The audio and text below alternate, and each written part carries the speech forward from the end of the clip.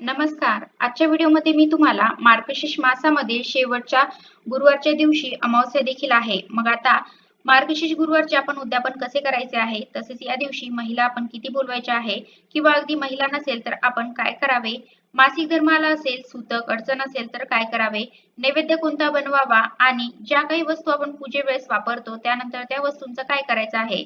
मग नारळ असेल किंवा अगदी कलशातील पाणी असेल, नाणे असेल, सुपारी असेल तर या वस्तूंचं काय करावं याबद्दलची संपूर्ण माहिती सांगणार आहे. पण त्याआधी तुम्ही चॅनलवरती नवीन असाल तर चॅनलला लाईक करा आणि सबस्क्राईब देखील करा. कमेंटमध्ये श्री स्वामी समर्थ किंवा ओम महालक्ष्मी नमः लिहायला विसरू नका. मराठी वर्षामधील 9वा महिना म्हणजे मार्गशीर्ष. मार्गशीर्षातील प्रत्येक गुरुवार हा सुवासिनी महिलांसाठी विशेष असतो. या दिवशी महालक्ष्मीचे व्रत करून कुटुंबाला समाधान, शांती, ऐश्वर्य मिळावे अशी प्रार्थना केली जाते.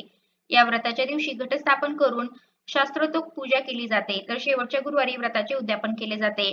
मनातल्या सर्व इच्छा पूर्ण करण्याच्या हेतूने श्री महालक्ष्मी व्रत करण्याची पद्धत आहे. या व्रताची सुरुवात मार्गशीर्ष मासातील पहिल्या गुरुवारी होते आणि शेवटच्या गुरुवारी उद्यापन केलं जातं. परंतु जर कोणत्याही कारणास्तव मार्गशीर्ष मासातील व्रत करण्यास जमले नाही तर संपूर्ण श्रद्धेपूर्वक कोणत्याही महिन्याच्या पहिल्या गुरुवारपासून व्रत सुरू करावे. मात्र सांगता ही मार्गशीर्ष मासाच्या शेवटच्या गुरुवारीच करावी. तर उद्या आहे मार्गशीर्ष मासामधील शेवटचा गुरुवार. तर आता 4 गुरुवार होणार आहे आणि या दिवशी अमावस्या देखील आहे. आता उद्यापन योग्य वेळेत करणे याला देखील खूप महत्त्व आहे. त्यामुळे आपण शुभ मुहूर्तावरतीच उद्यापन हे करायचं आहे. तर कोणती शुभ वेळ आहे हे देखील मी तुम्हाला व्हिडिओमध्ये सांगणार आहे. त्यामुळे व्हिडिओ तुम्ही शेवटपर्यंत नक्की बघा. तर आपण मार्गशीर्ष गुरुवारी सकाळी लवकर उठायचं आहे. अगदी तुम्ही ब्रह्ममुहूर्तावरती उठलं तरी पण चालेल. ब्रह्ममुहूर्तावरती आपण जी काही पूजा करतो, सेवा करतो तर त्या सेवेचं आपल्याला अगणित फळ मिळत असतं. आणि यावेळेस वातावरणामध्ये देखील शांतता असते. त्यामुळे आपण जी काही पूजा करतो त्या पूजेमध्ये देखील आपले लक्ष लागत असते. गुरुवारी सकाळी लवकर उठायचं आहे. अंघोळ करायची आहे. या दिवशी चुकूनही काळ्या रंगाचे वस्त्र परिधान करायचे नाही. भलेही तुम्ही घरीच राहणार आहात किंवा अगदी घरचे जरी तुम्हाला कपडे घालायचे असतील तरी ते कपडे देखील आपण काळ्या रंगाचे वापरायचे नाहीत. आणि एक गोष्ट लक्षात ठेवायची आहे, सूतक असेल किंवा मासिक धर्म असेल किंवा एखादा वर्ष श्राद्धाचा कार्यक्रम असेल तर त्या ठिकाणी जे वस्त्र परिधान केले होते तर ते वस्त्र आपण या दिवशी चुकूनही परिधान करायचे नाही. भलेही ते वस्त्र तुम्ही स्वच्छ धुतलेले असो तरी पण आपल्याला या गोष्टीची काळजी घ्यायची आहे. आपण या दिवशी स्वच्छ वस्त्र परिधान करावे. अगदी तुम्ही पिवळ्या किंवा लाल रंगाचे किंवा हिरव्या रंगाचे वस्त्र परिधान करू शकता. फक्त काळा रंग वर्ज्य करायचा आहे, कारण की जेव्हा आपण शुभ कार्य असतं तेव्हा काळा रंग आपण वर्ज्य करत असतो. काळ्या रंगाच्या बांगड्या असतील, काळ्या रंगाची टिकली असेल तर ती देखील लावायची नाही. अंघोळ झाल्यानंतर आपल्याला उंबरठ्याचं लेपन देखील करायचं आहे. तसेच आपण थोडंसं गोमूत्र देखील घराबाहेर शिंपडायचं आहे. त्यासोबत घरामध्ये देखील गोमूत्र शिंपडावं. बेडरूममध्ये, हॉलमध्ये, किचनमध्ये आपण गोमूत्र शिंपडायचं आहे. अगदी घरामध्ये जिथे पूजा मांडणी करणार आहोत त्यावरती देखील गोमूत्र शिंपडायचं आहे. आणि पूजा मांडणीचं जे काही साहित्य आहे त्यावरती देखील गोमूत्र शिंपडावं. मग फुले आणली असतील, तुम्ही विड्याची पाने आणली असतील तर त्यावरती देखील गोमूत्र आपण शिंपडायचं आहे. कारण की या वस्तू आपण बाहेरून आणत असतो आणि त्या वस्तूंना अनेक व्यक्तींचे हात देखील लागलेले असतात. तसेच अनेक व्यक्तींच्या मनामध्ये देखील नकारात्मकता असते किंवा काहींना अगदी सूतक असेल, मासिक धर्म असेल तर अशा देखील व्यक्ती असतात. त्यामुळे आपण पहिल्यांदा गोमूत्र शिंपडायचं आहे. गोमूत्र शिंपडल्यावर सकारात्मकता ही पसरत असते. तसेच त्यानंतर आपण जी काही पूजा करतो तर ती पूजा देखील सफल ठरत असते. त्यामुळे आपण गोमूत्र पहिल्यांदा या दिवशी शिंपडायचं आहे. तसेच उंबरठ्याचं लेपन करायचं आहे. दाराबाहेर रांगोळी काढायची आहे.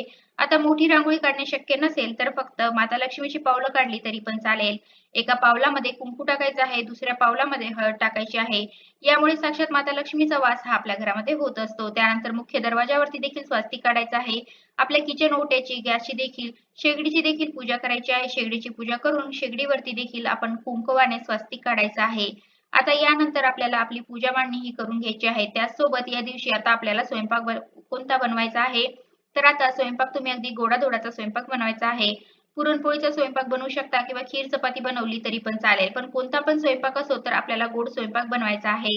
आणि जो काही स्वयंपाक बनवणार आहोत तर त्यामध्ये कांदा लसूण नसावा, कारण की कांदा लसूण हा तामसिक आहारामध्ये मोडला जातो.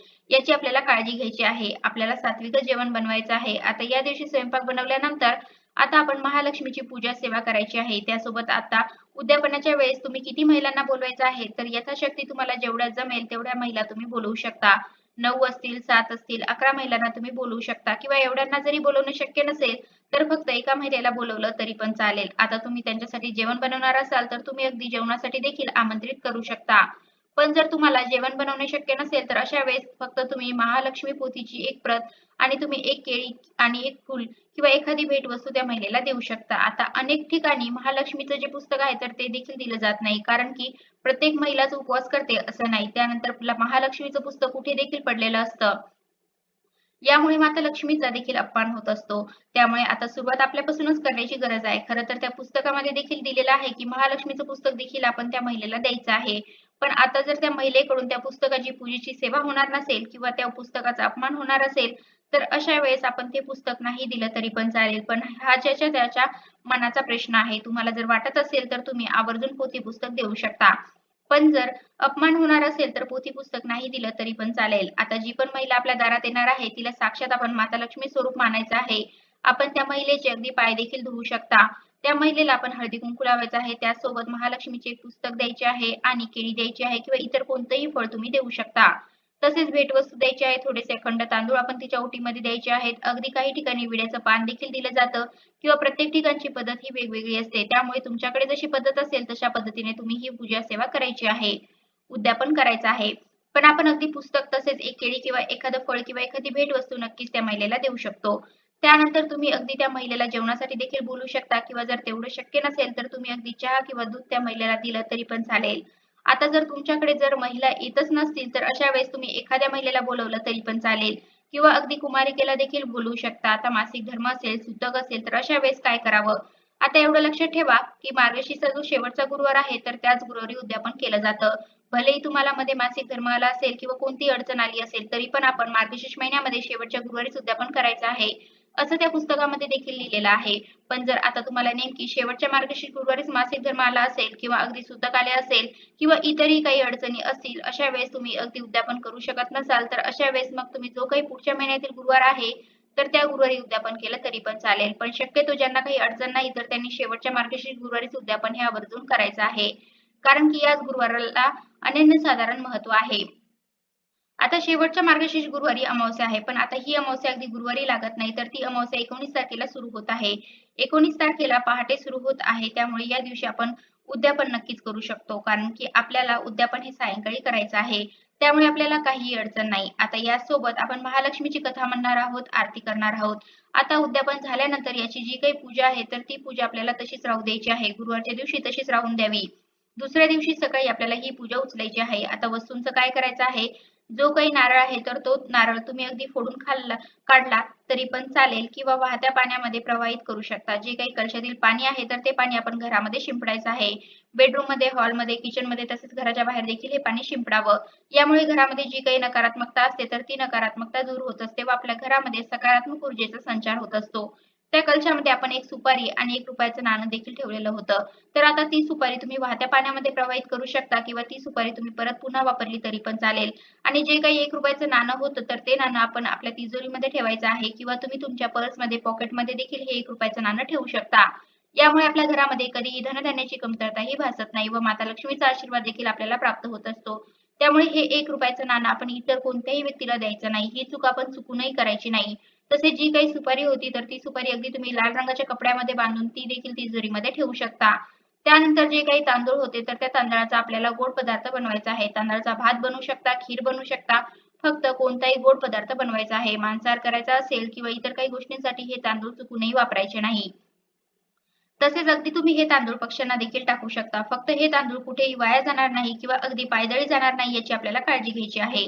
जे काही फुले, पाने होते तर ते देखील तुम्ही वाहत्या पाण्यामध्ये प्रवाहित केले तरी पण चालेल.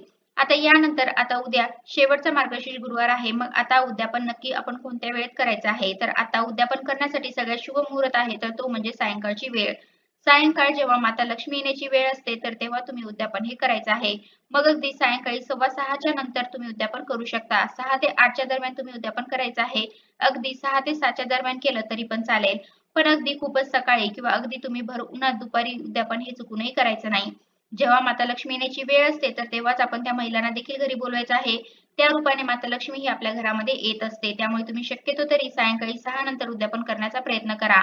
पण आता काही महिलांना जर शक्यच होत नसेल, तर अशा वेळेस तुम्हाला दिवसभरामध्ये जेव्हा वेळ मिळेल, तर तेव्हा तुम्ही उद्यापन केलं तरी पण चालू शकते. फक्त मनापासून आणि श्रद्धेने आपण हे उद्यापन करायचं आहे. तर अशा प्रकारे आजच्या व्हिडिओमध्ये मी तुम्हाला मार्गशीर्ष मासामधील शेवटचा गुरुवारच्या दिवशी अमावस्या देखील आहे. मग आता मार्गशीर्ष गुरुवारचे उद्यापन कसे करायचे आहे, तसेच या दिवशी महिला आपण किती बोलवायचे आहे किंवा अगदी महिला नसेल तर आपण काय करावे, मासिक धर्म आला असेल, सुतक अडचण असेल तर काय करावे, नैवेद्य कोणता बनवावा आणि ज्या काही वस्तू आपण पूजेवेळेस वापरतो त्यानंतर त्या वस्तूंचं काय करायचं आहे. मग नारळ असेल किंवा अगदी कलशातील पाणी असेल, नाणे असेल, सुपारी असेल तर या वस्तूंचं काय करावं याबद्दलची संपूर्ण माहिती सांगण्याचा प्रयत्न केला आहे. कसा वाटला तुम्हाला माझा आजचा व्हिडिओ कमेंट करून नक्की सांगा. धन्यवाद.